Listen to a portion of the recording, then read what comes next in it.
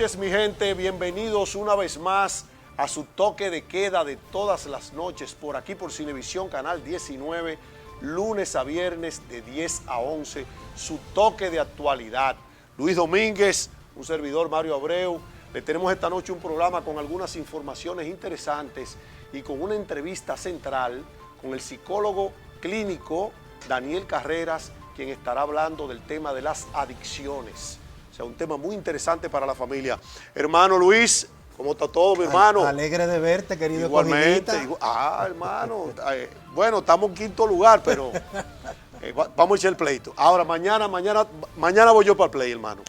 Mañana es Águila y Escogido y hay que darse ese juego. Hubiese sido Escogido y Licey te Mañana.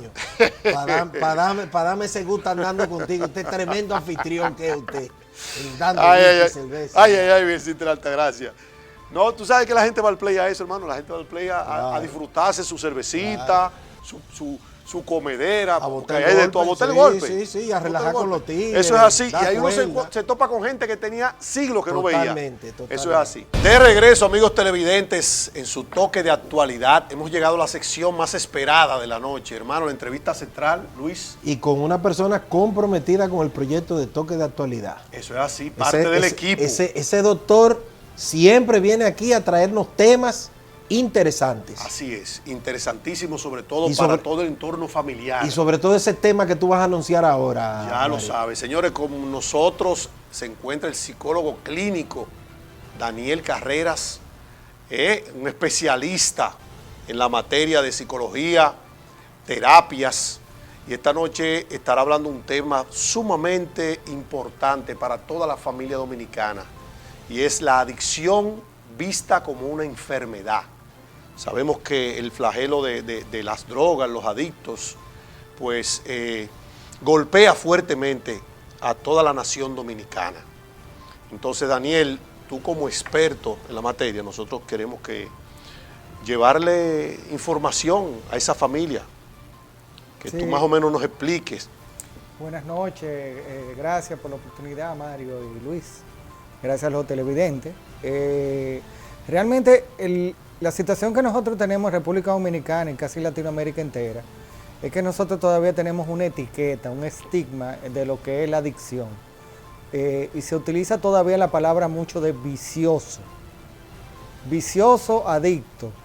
Eso es una nomenclatura, vamos a decir, que se utilizaba antes, vamos a decir en los años 50, 60, cuando se creía que todo era un consumo en búsqueda de placer y personas que pasaban en búsqueda de ese consumo.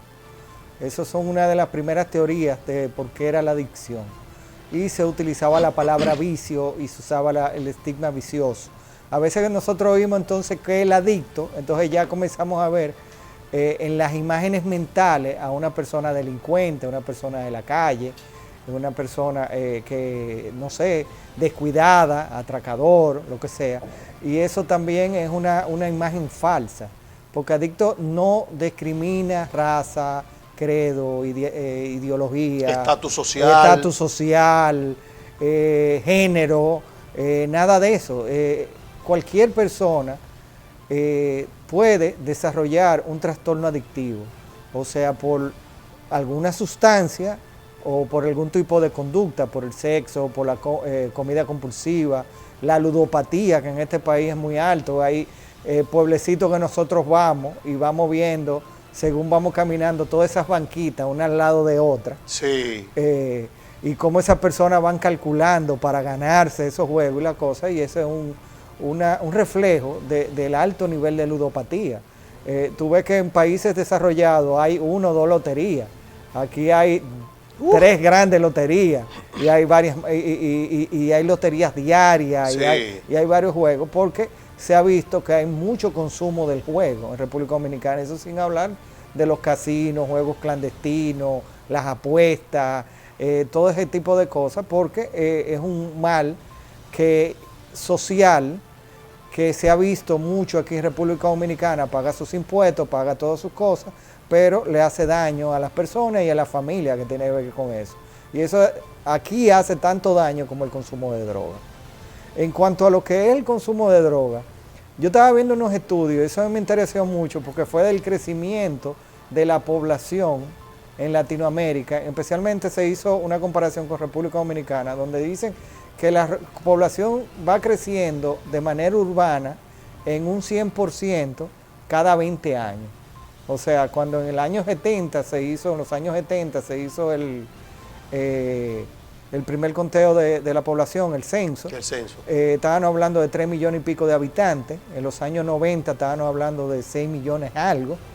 Ya en el 2010 estaban hablando de 11 millones algo. O sea, y sin embargo, el primer estudio que se hace aquí de consumo de droga, que fue en el año 75, creo que fue 76, cuando se abrió Hogares Crea, lo hizo el señor Leopoldo Díaz, se estaba hablando de entre 25.000 a 30.000 consumidores. Y 30, 40 años después estamos hablando de más de 300.000 consumidores en República Dominicana. Es decir, cómo eso se multiplicó por 1000, no por un 200% como debiera ser la tasa de crecimiento urbano. Ya, no iba a la par con eso. No iba a la par. Entonces, hay un problema serio. Sí han crecido los centros de tratamiento, pero han ido llegando muchas drogas sintéticas, drogas de creación, la información ahora es más fácil que los muchachos conozcan, que lleguen a informaciones que son falsas o no. Se está hablando ahora mismo de legalizar la marihuana, que eso no está bien ni está mal, pero también hay que hablar de lo que estaría mal de esas situaciones. Claro. O sea, he oído incluso los beneficios medicinales que tiene el consumo de marihuana. Y eso está bien, en un sentido. Pero la marihuana tiene un componente que se llama THC, tetracannabinoides, que es un psicotizante. Es alguien que saca a la persona, y si esa persona tiene algún trastorno, tiene herencia o tiene algo, eso se le va a potencializar. Wow. Y si eso lo consume con alcohol o lo consume con otra sustancia, va a tener otra sintomatología. Y entonces hay que irse coeducando. No, o sea, que no es tan sencillo como lo quieren poner muchos médicos y personas, figuras que están a favor de eso, de que se legalice. No es tan sencillo como simplemente, sí, tiene buenos efectos a nivel medicinales, pero mire lo que usted está diciendo, doctor, eso es delicado. Bueno, en el efecto medicinal yo te digo algo. O sea, pasó una situación en los años 2000, al principio de los 2000, finales de los 90, con los usos de opioides clínicos en los Estados Unidos. Sustancias como el Percocet, la oxicodona, que eran sumamente adictivas, que comenzaron a traer problemas en estados que no habían problemas de adicciones. Ya. Eso fue dentro de los Estados Unidos. O sea, en base a eso, se buscó para esas personas que sufren trastornos que llevan dolores crónicos, como cáncer, fibromialgia y algunas más así, buscarle un paliativo. La marihuana es un buen sustituto, porque no crea esa dependencia. Ya. No crea lo que le dicen en el americano el craving, que es ese síndrome de abstinencia fuerte. Pero sí crea una dependencia psíquica, sí crea una dependencia mental. Ok. Y en esos casos sí es menos dañino que las otras sustancias. Ya. Pero no deja de ser dañina. Claro, la marihuana tiene muchísimas sustancias que no son THC, como el CBD y algunas más, que sí son beneficiosas. Es un buen ansiolítico el CBD. Pero eso no quiere decir que tengamos que opear la marihuana y ponerla legal por eso, por algún beneficio. Estamos hablando de que todavía se están empezando los primeros estudios y se están viendo los primeros resultados que vienen en eso. No hace tanto, no hace 10 años que algunos estados han ido legalizando y todavía no se ve a grosso modo qué va a traer eso. No, y doctor, escúcheme que lo interrumpa ahí, y sobre todo tomando en cuenta que usted está hablando de países desarrollados, con un sistema de salud muy regularizado, o sea, con las normas, ¿tú me entiendes? Y la fiscalización. La fiscalización sobre todo, los controles. Los controles. Este es un país que sabemos, hay que decir la realidad, que todavía estamos... No, exacto. En fiscalización estamos quemados. Aquí en fiscalización y en controles. Aquí sabemos que Hay muchísimos médicos que me excusen, pero es la realidad, que se prestan para llenar un formulario, mejor dicho, un recetario y ponerle a cualquiera cosa que realmente no necesita. Cuando viene a veces se puede convertir mucho más fácil en un medio de tráfico o de mal uso, más bien que el que se le podría estar buscando medicinalmente hablando. Porque los otros países tienen mucho más control que aquí. Sí, hay muchos medicamentos que hay que tener muchísimos cuidados con eso, porque crean muchísima dependencia. Hay unos medicamentos comerciales que se utilizan para regular el estado de sueño o para manejo de ansiedad o cierto tipo de crisis, que el uso prolongado va creando la tolerancia. Y ya la persona, por ejemplo, no van a poder manejar una ansiedad de manera normal o no van a poder conciliar el sueño de manera normal. Y es bueno que ustedes estaban mencionando el marco legal. Estamos hablando de que mundialmente el 25% de las personas que están en las cárceles tienen que ver con asuntos de droga. El 25%. El 25%. A nivel mundial, doctor Carrera. Exacto. O sea, aquí no se sabe muy claro el número, pero aquí hay leyes muy estrictas con eso. La ley 5088, que es la que tiene que ver con lo que es el tráfico y distribución de droga, no diferencia un consumidor de otro. O sea, aquí el que te agarren, lo que le dicen en la calle cargado, te agarren con sustancias, no tiene que ver que tú seas adicto o no. Tú puedes pasar un proceso de cárcel porque la ley ampara al juez. Él no sale de un marco legal que lo sustenta. O sea, hay que tener cuidado con eso. O sea, aquí todavía no se ha legalizado, ni siquiera se ha visto hablar de legalizar ciertas sustancias. Y aquí el andar con ciertas sustancias no es permisivo por ley. Ni siquiera... Es bueno que usted esté aclarando, sí, doctor. La ley dice no solamente el andar con la sustancia, dice promoción. O sea, tú andas con una camiseta que promueva eso. Que promueva algún tipo de consumo. Puede hacerte a ti por lo menos pagar una multa. Oh. Si tú entras con un juez permisivo, pero te puede tocar atacarse. Porque la ley lo dice, claro. Es bien estricta la ley. Es bien estricta la ley. Se ha querido ir cambiando eso, pero no se ha podido. Doctor, y volviendo un poco hacia atrás a lo del tema de la adicción, yo quiero comentarle algo que nuestro público televidente está muy atento y sé que esto es una pregunta que se hacen muchas personas, y es la adicción, ¿cómo se trata desde la familia?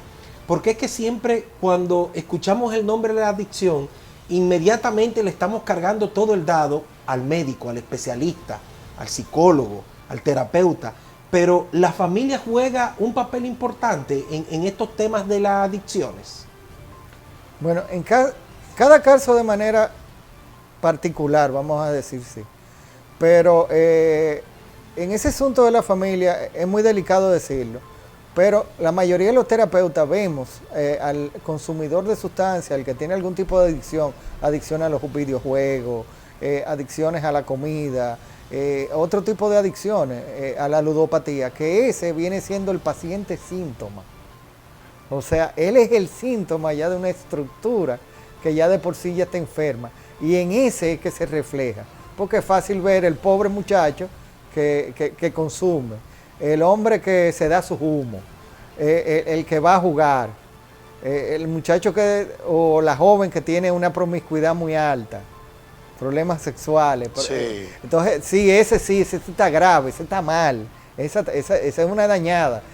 Pero, ¿de dónde viene ese daño? Entonces, hay una estructura familiar que se va dando en eso, que va sumando a donde hay alguno de esos miembros de esa familia que tiene predisposición, que tiene más exposición tal vez a algunos medios, a algunas personas, que se le va a desarrollar algún tipo de trastorno adictivo. Y por eso nosotros decimos, bueno, es el paciente síntoma. Muchas veces se hace muy difícil recuperar a las personas, porque tú la entras en un centro de tratamiento, lo entras en un proceso, o aunque sea ambulatorio, pero están en el mismo medio. Entonces hay que ir educándolo, cómo en ese medio, en esa estructura familiar, en esa estructura del barrio donde vive, de los amigos que se juntan, de todo lo que está a su alrededor, de su entorno. De su entorno, cómo él se puede ir recuperando, porque se hace muy difícil. Porque entrar a una persona en una estructura de recuperación y dejarlo ahí 1 año, año y medio, 2 años. Es fácil, va a durar ese tiempo limpio, pero y cuando salga de ahí y se Cuando tenga regrese, que integrar, exacto, se tenga que reintegrar. entonces ahí nosotros vamos viendo ese como la adicción como un síntoma de una estructura mayor. Doctor, una preguntita interesante, pero yo quiero que usted me la responda ya, luego que vengamos de estos comerciales. Usted sabe, nos la manda por aquí ese público que siempre está activo con nosotros. ¿Qué motiva a un adicto a consumir sustancias adictivas? De regreso, amigos televidentes, en su toque de actualidad, estamos aquí compartiendo con el psicólogo clínico Daniel Carreras, hablando de un tema tan delicado y que nos abarca a todos. Me refiero a todos los que tenemos familia, porque siempre de una u otra forma vivimos preocupados, sobre todo en el caso de los hijos, cuando a veces los vemos con un comportamiento extraño y eso.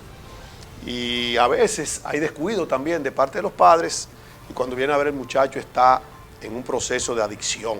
Entonces le preguntábamos al doctor antes de irnos a la pausa, doctor, ¿qué motiva a ese joven a consumir sustancia prohibida? Bueno, hay muchas teorías sobre eso. El decir de dónde vino, eso vendría siendo como hablar de qué vino primero, el huevo o la gallina. Porque hay muchas teorías. Está la teoría biológica, que es una predisposición genética. Hay la teoría familiar, que es una cadena rota en una estructura ya de es un eslabón roto de una cadena rota que ya venía rompiéndose durante varias generaciones. Hay muchísimas teorías. La teoría de que hay personas que hacen más tolerancia que otras, muchas. Hay personas que buscan el placer de manera constante, las personas que evaden, las personas que sufren de algún trastorno mental y lo utilizan como alguna automedicación también. O sea, hay muchas teorías, muchas teorías y saber de dónde viene de manera personal y generalizar en una sola teoría, yo estaría pecando entiendo. Iluso, es muy amplio, es muy amplio. Los motivos son demasiados. El problema es que ya está, ya se ve el comportamiento, se ve el consumo. ¿Qué vamos a hacer con él? Exacto. Eso es lo importante, o sea, ya no de dónde vino, es decir, ya está, ¿qué vamos a hacer? Incluso sí hay muchas cosas que podemos ir viendo como padres, tú que estabas hablando como padre, donde vamos de que por querer cuidarle la privacidad al niño y la cosa, pero le estamos haciendo daño. Claro, Porque un niño, un menor de edad, que vaya a tu casa con tu bulto y tú estás sospechando, usted pagó su bulto, pagó los libros que tienen ahí, usted tiene que saber que tienen su bulto. Claro. Y que es mi derecho, mi privacidad. Usted no tiene privacidad, usted es un menor de edad. Yo soy tu Exactamente. papá, espérese, que usted tiene en ese bulto, usted tiene que buscarlo. Entonces, déjame ver los bolsillos, de con quién es que tú te estás juntando, mírate estos ojos rojos, qué es lo que está pasando, esa pupila dilatada.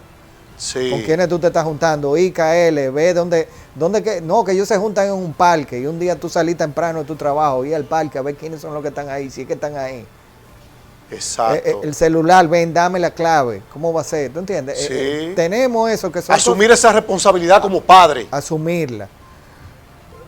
Entonces, ¿qué podemos? Eso puede evitar, pero eso no va a decir que te va a evitar por completo, ni en todos los casos va a evitar. Claro.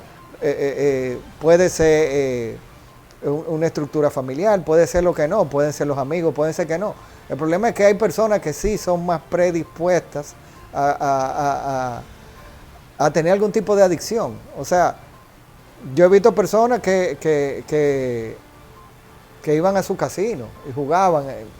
Me recuerdo en mi época, iniciando la universidad, nosotros íbamos a una discoteca que enfrente había un casino, ¿tú te acuerdas, Luis?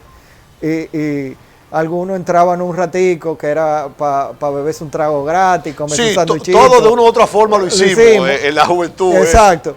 Pero los casinos, esos tragos eran gratis y los cigarrillos eran gratis. Y los cigarrillos y la cosa, y ya, entonces tú cruzabas la discoteca, duraba un ratico y volvías. Y de mi grupo no, pero sin embargo, yo oí muchas historias de personas que se quedaron Enganchado. y ya no iban con el grupo, iban solo al casino, entonces, y no era el más dañado del grupo. Lo irónico del caso que no era y ese quedaba enganchado en ese juego. Wow. Y así mismo con sustancias. Hay personas que se bebían su trago en su adolescencia, su juventud, en la universidad. Trago social. Su trago social, su cosa, y se dieron su par de humo. Y después en adulto, de adulto, tranquilo. Tú ves que no bebe entre semanas, hay otro que no, que tú lo ves yendo todos los días a su colmadón sentado, alcohólico, enfrente ahí, y bebiendo todos los días, un pote y una cosa, y entonces tú dices, espérate, ¿y qué hizo este diferente a todo el grupo? Entonces, esa persona está ahí. Entiendo. Y entonces, doctor, ahí, continuando eso que usted decía, entonces cuando ya los padres se dan cuenta, ¿qué es lo que deben hacer? Ya le vieron la pupila dilatada, ya les revisaron los bolsillos, les revisaron la mochila, se dieron cuenta que el muchacho está en vicio, vamos a decir, o en adicción. ¿Cuál es el siguiente paso ahí? Una recomendación de usted como profesional a esos padres que nos están mirando. Mi recomendación como especialista del área es que vaya un especialista, porque ya hay un grupo de técnicas que se puede ir trabajando con el joven, y mientras más joven es más fácil. No es que es fácil la intervención, pero es más fácil. Ya. Y si está en unos periodos iniciales de consumo, menos situaciones se tiene que ir viendo. Ok. Porque mientras más van entrando en esa adicción, más situaciones se le van sumando a la vida, más frustraciones, y van utilizando más ese comportamiento, ese consumo, como medida de salvamento.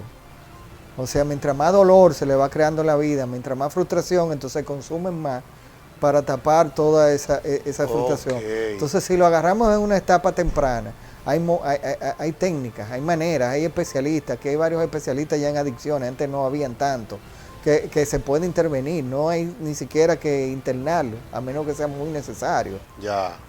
Y se puede ir salvando la situación para que no se honde más, no hay una situación más difícil. Doctor Carrera, la adicción tiene cura. Es algo que a la final la persona puede decir, me curé, estoy limpio, me sané, estoy limpio. Bueno, el decir limpio sí. En inglés le dicen sanity. Uh-huh. Sanity, que es sanidad. Uh-huh. Pero hay que ver una cosa. Como trastorno mental, es un trastorno mental, es una enfermedad crónica y progresiva. ¿Qué quiere decir crónica? No se cura. Ya. Progresiva porque va aumentando con los años. Ok. No importa ya una persona, es decir, si hay algunas personas que tienen etapa de abuso de sustancias. Se da eso mucho vamos a volver en países desarrollados, en los summer break en los Estados Unidos, un muchacho que que por la temporada hacen y deshacen y la cosa en la universidad, pero tú ves que terminan esos 4 o 5 años de universidad, terminó, el muchacho se integra a la sociedad y tal vez un mal día se bebe unos tragos con unos amigos, una cerveza, se fuma un porro y se acabó. Pero no son todos los que son así. Entonces hay que educar al muchacho, hay que llevarlo para que no sea parte del grupo que no se cura. Estamos hablando que, mira, un 1.1% de la población, se está hablando de 1.1, 1.3 de la población mundial es esquizofrénico. Wow. Y tú te encuentras esos números altos. En adicción estamos hablando de un 7%. A nivel mundial, doctor. Exacto. Uy. Y estamos hablando que de ese 7%, los que entran en recuperación, se recuperan de un 4 a un 5%. O sea que llegan a cumplir más de 2 años limpios. Ya. El otro 94, 95 o 96% recaen antes del primer año y abandonan el tratamiento. Ay. Estamos hablando que el 25% de las cárceles en el mundo está llena de personas con problemas de consumo de sustancias. Sí. Entonces, estamos hablando de un número muy alto que se ha querido tapar. Pero es una enfermedad, porque no se sabe, porque entra en una línea muy, muy delgada de lo que es legal y de lo que es mental.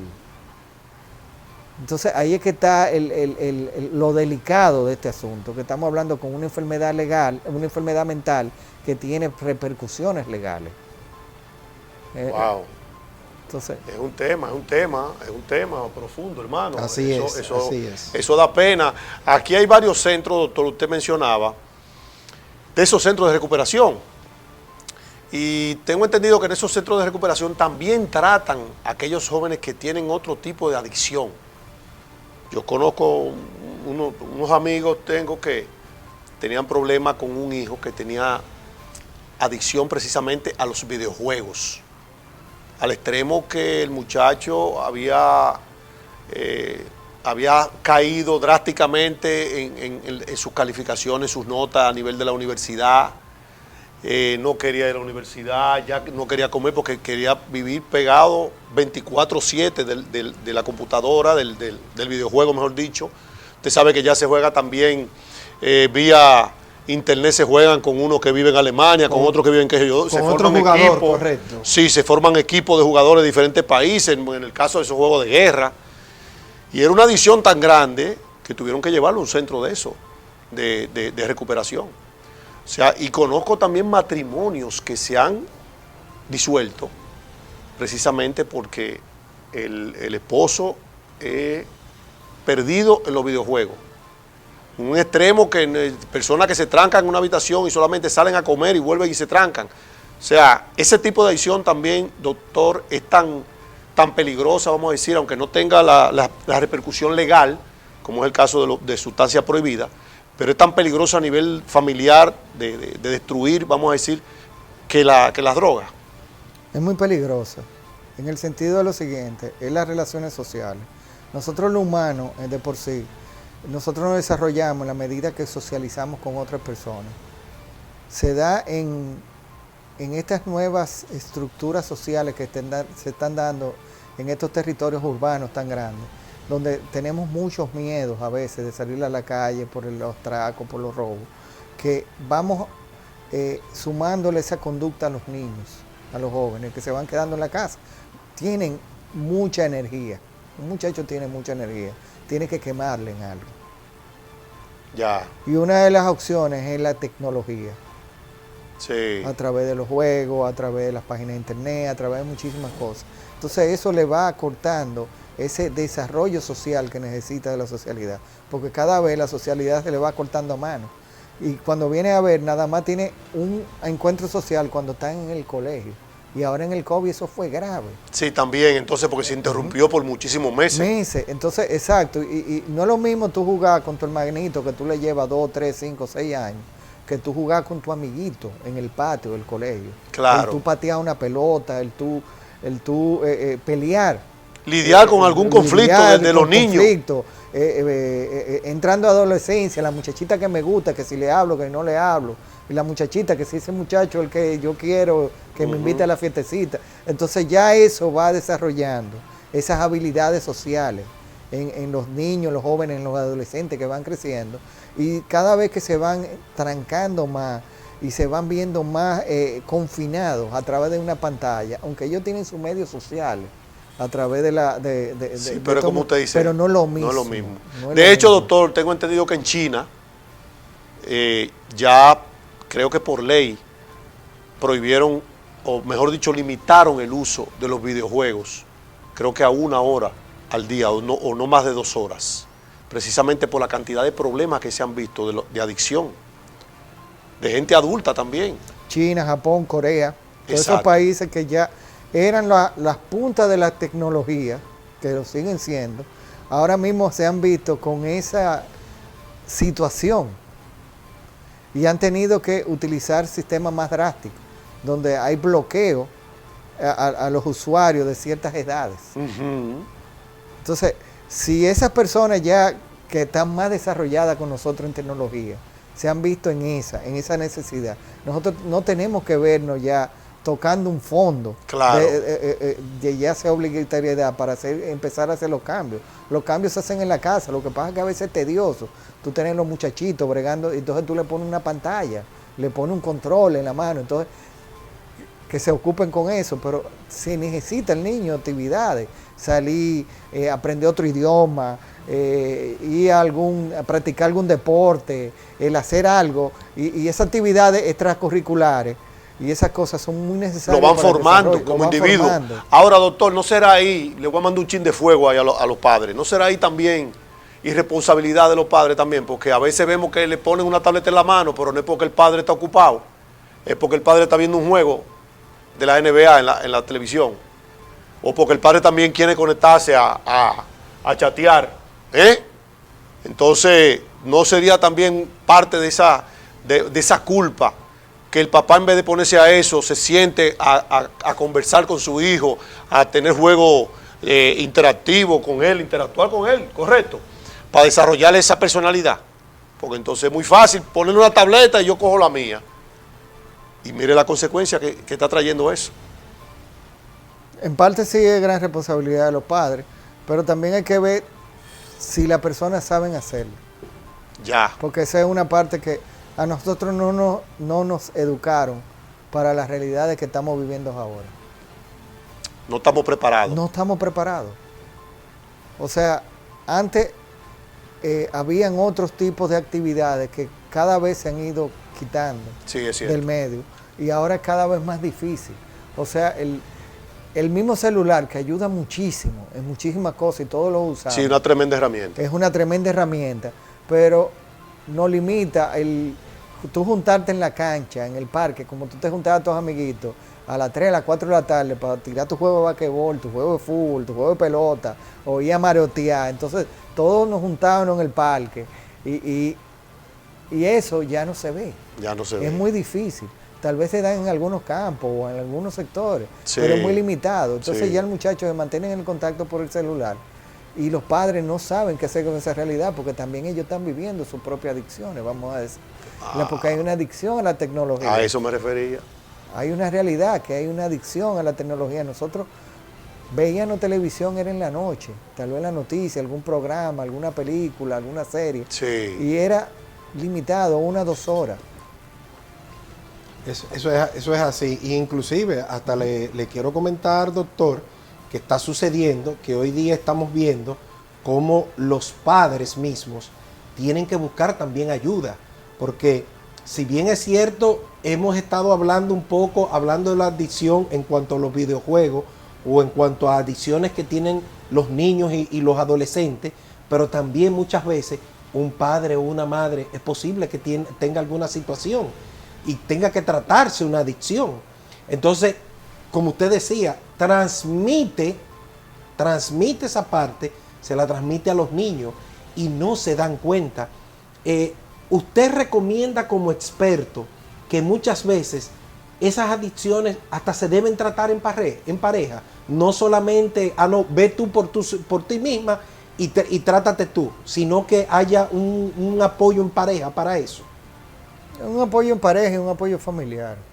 Tiene que ser más sistemático, tiene que ver con todo.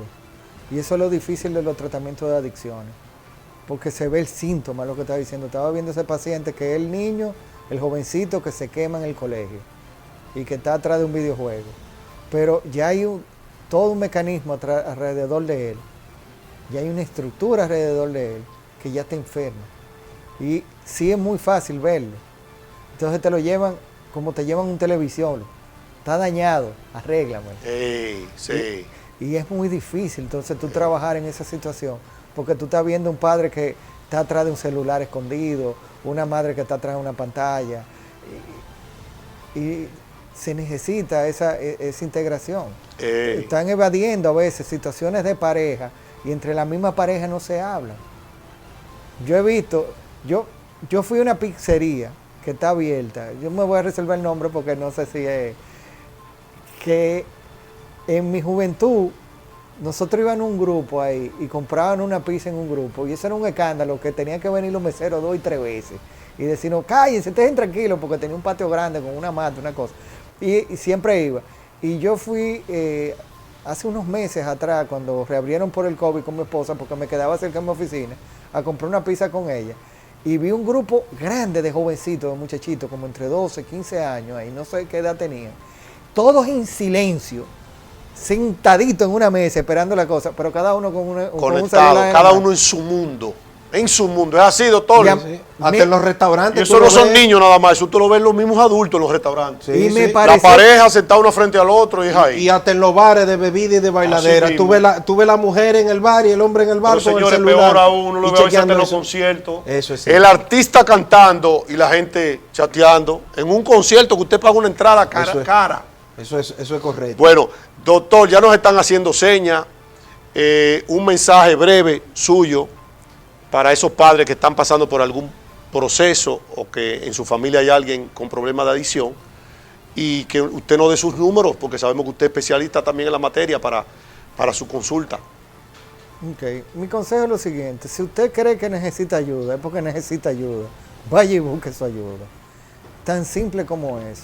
No hay que dejar que las cosas se le salgan de las manos. Si nosotros no sabemos de algo, vamos.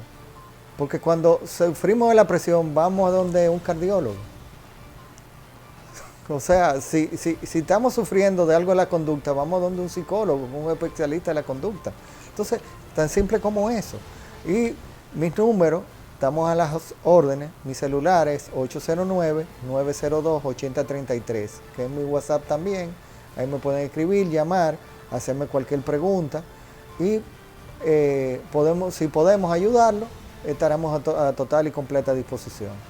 Bueno, eso es así, señores. Ya ustedes saben, el doctor Daniel Carreras, especialista, psicólogo, terapeuta y especialista en todos esos temas que sabemos que lastiman mucho la familia dominicana.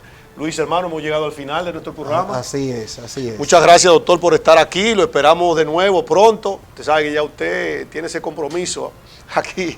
Gracias por venir, Daniel, de verdad que sí. Gracias a A ese usted. querido público que nos acompaña todas las noches, pues decirle que mañana será otro día. Esperamos poder contar con su audiencia. Así que pasen muy buenas noches y bendiciones para todos.